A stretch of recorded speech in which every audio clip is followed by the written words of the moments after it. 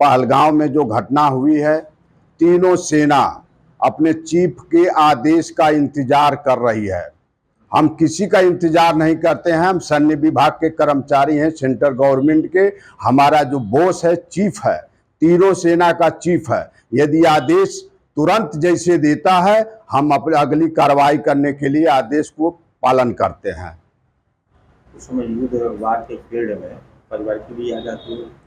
परिवार की याद आ जाती है, लेकिन हमने उस परिवार को याद के लिए छोड़ देते हैं।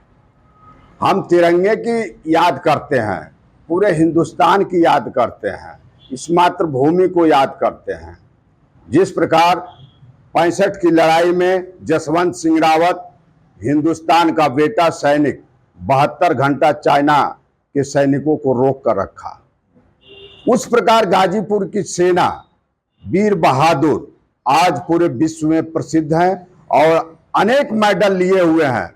और यदि हिंदुस्तान आज भी पूर्व सैनिक को, हम लोग को बुलाने की कोशिश करती है और आदेश देती है, तो हम लोग लड़ाई में जाने के लिए तुरंत तैयार हैं।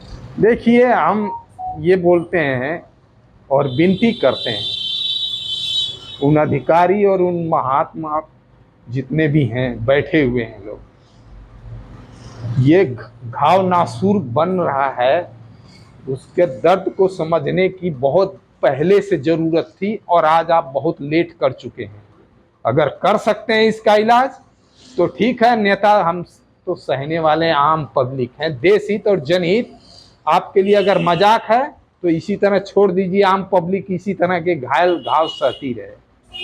अन्यथा इलाज करना है तो आप, ये सहानुभूति नहीं चाहिए, इलाज चाहिए। इलाज करना है तो करो, नहीं तो अपने आदेश को अपनी पोटली में बंद करके रख लो। ऐसे बेकार हैं ऐसे आदेश और पादेश। सहानुभूति देना है और मौन रख करके बस में बहला देते हैं और वहां लोगों के खून बह रहे हैं। आज जैसे परिस्थिति हमारे देश के सामने आ गई है, इस स्थिति में जो वहाँ हैं वो लोग तो है ही हैं तैयार, और हम पूर्व सैनिक भी इस उम्र में भी, जबकि मेरी 75 ईयर्स चल रहा है, मैं ये दिमाग में रहता है कि अगर आज भी मैं देश के काम आ सकूं तो मैं तैयार हूं किसी भी काम के लिए जो हमें सौंपा जाएगा, उस कार्य को बखूबी अपने क्षमता के अनुसार कार्य करेंगे और समाज में भी ये फैलाएंगे कि नहीं, समाज एक हमारे यहाँ देश में आज़ादी के बाद एक छोटा सा गड़बड़ हुई है, हम अपने शत्रु को पहचान नहीं पा रहे हैं।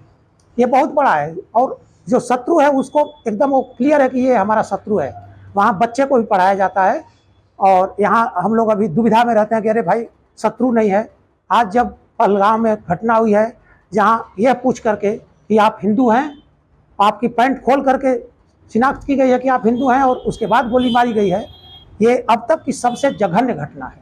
अब जितनी घटनाएं हुई अगर उसकी निंदा की जाए तो वो तो है ही है, लेकिन ये जघन्य घटना है जिसमें बिल्कुल जात बिरादरी देख करके और केवल देश को दंगाग्रस्त, दंगा हो जाए यहाँ, इसलिए ऐसी घटना की गई है। इनको खदेड़ देना है इस बार। सब लोग, देश के लोग मिले, सेना के लोग तैयार हैं, रक्षा मंत्री तैयार है, प्रधानमंत्री तैयार है, तो किस बात की देरी हो रही है? ठंडा होने से मामला ठंडा हो जाएगा। जिस समय इस तरह की स्थितियां होती हैं, वार होती हैं या फिर विपरीत परिस्थितियां होती हैं, सैनिक के दिमाग में क्या चलता है? सैनिक के दिमाग में यही चलता है कि हमारा देश सुरक्षित हो, हमारा भारत सुरक्षित हो, हमारा झंडा जो लहराता रहे, और कोई बात नहीं आती, और कोई घर की कोई याद नहीं आती। जब हम लोग सेंटर से निकलते हैं उस समय गीता पर रख के हाथ खिलाया जाता है, आधी पानी हवा के रास्ते जाएंगे और दुश्मन को मिटाते जाएंगे, यही सिखाया गया सेना में। पहलगाम की घटना के बाद आर पार होना ही चाहिए, एकदम 100% होना चाहिए, तत्काल होना चाहिए। यही देश देख रहा है, बच्चा औरत पूरे समाज देख रहा है और सबकी मनसा है, सभी पार्टियों का मनसा है कि मोदी जी कुछ करें, इनके साथ हम दोनों हाथ से खड़े।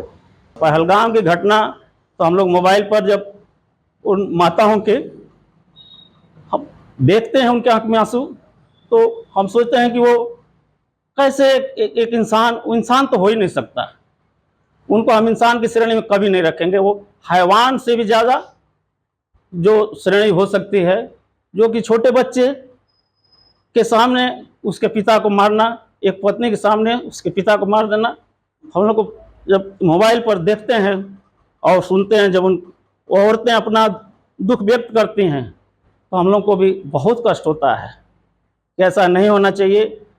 लेकिन हमारा पड़ोसी देश जो पाकिस्तान है, हम जानते हैं कि वो हमसे सीधे युद्ध में नहीं जीत सकता, क्योंकि वो 47 में भी जब हमारा देश आज़ाद हुआ तो घुसे, उसमें 48 के अंदर वो भी हारे, 65 में भी हारे हैं, 71 में भी हारे हैं। वो पाकिस्तान जान गया कि हम सीधी तो लड़ाई नहीं सकते, तो वो गुरिल्ला वार कर रहा है, छुप के वार कर रहा है। पीछ बहादुर कभी भी, जो बहादुर देश होगा या बहादुर आदमी होगा, कभी पीछे वार नहीं करेगा, सामने से वार करेगा, चाहे मरेगा चाहे मारेगा। लेकिन पाकिस्तान बहुत बड़ा कायर देश है,